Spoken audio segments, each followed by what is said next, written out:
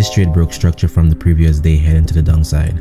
It had a pullback, then gave an engulfing candle which engulfed 9 hours of previous candle printed, indicating that there is a lot of volume in the market.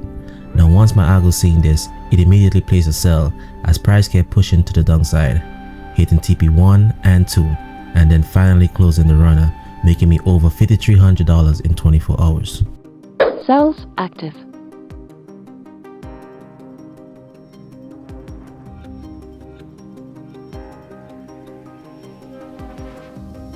TP1 hit.